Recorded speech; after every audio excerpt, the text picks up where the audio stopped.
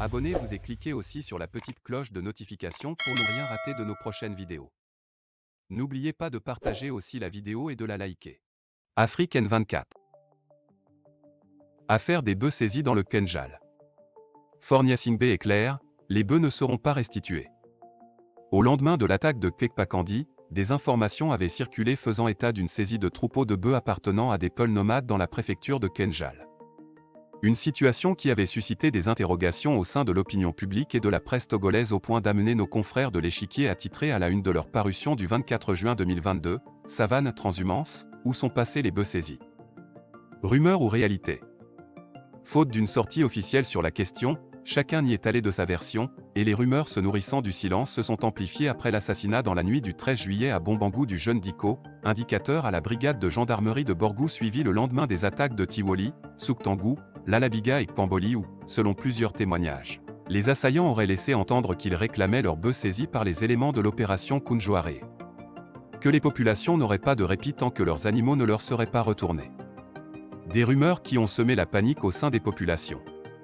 Redoutant le carnage, ces derniers prirent pour la majorité la résolution de vider leur village afin de se mettre à l'abri des djihadistes ou terroristes.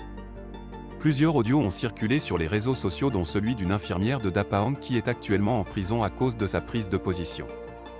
Nous voulons ici encore avec insistance le rappeler à ceux qui ne le savent pas encore, la liberté d'expression est un droit. Que s'est-il passé exactement? Face à la dégradation de la situation sécuritaire dans la région des Savanes suite aux événements des 14 et 15 juillet dernier, Fort Nyasingbe a initié une grande rencontre de concertation avec les différentes couches socioprofessionnelles le mercredi 21 juillet à Dapaong, chef-lieu de la région des Savanes afin d'échanger et trouver des pistes pour réinstaurer la paix et la quiétude dans cette région et renforcer les mesures de la lutte contre les tentatives répétées d'incursions terroristes sur notre sol.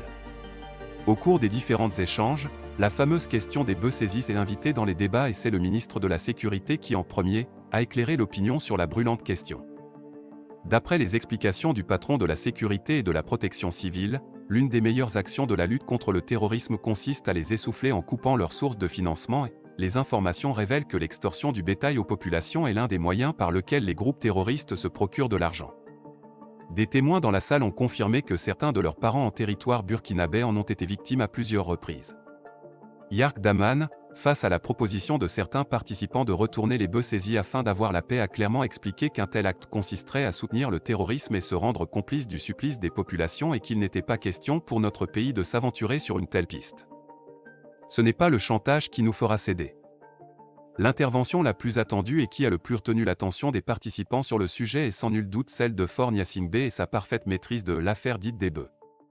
Dans son intervention, il a été on ne peut plus clair. Ce qui s'est passé, c'est qu'au lendemain des événements de Kenkakandi, il a été procédé à l'arrestation de plusieurs peuls transhumants suspectés d'avoir participé à l'organisation et l'exécution de ce funeste projet. Ayant été arrêtés alors qu'ils disposaient de bœufs, il fallait mettre ces animaux à l'abri le temps de poursuivre les enquêtes.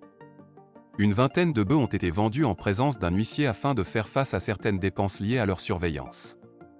Ensuite, des instructions ont été données d'arrêter la vente et l'État a mis les moyens pour la prise en charge des autres dépenses.